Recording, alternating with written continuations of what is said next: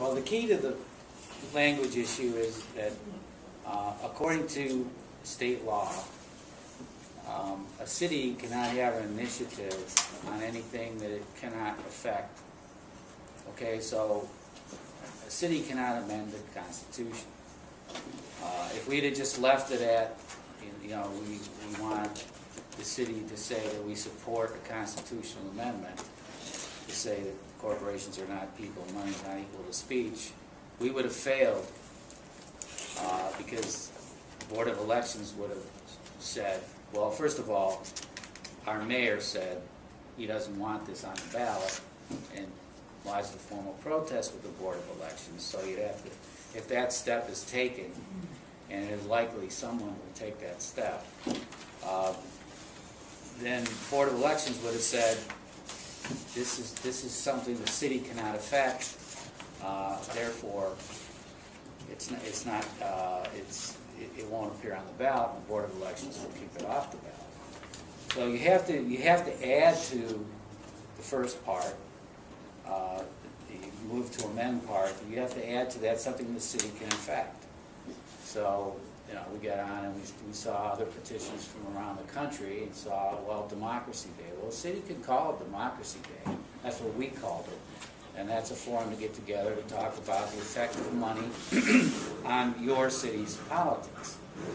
And I'm sure we shared a petition language. That passed muster. Also, because that's something a city can do, declare their own holiday or whatever. And when, first of all, the Board of Elections looked at it, it split 2-2. They weren't sure that our petition was good enough, but then John Husted, the Secretary of State, looked at it and decided that our petition was something that passed state constitutional muster, that it was a valid citizens' initiative petition.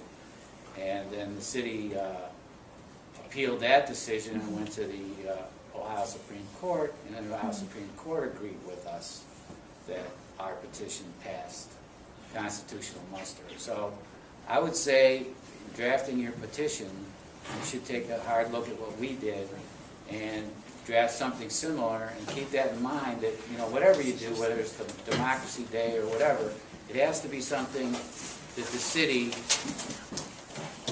can legally do and control. The other thing that we put in there was that the mayor has to send a letter every 2 years to the new congressmen, senators, and the leaders of the state house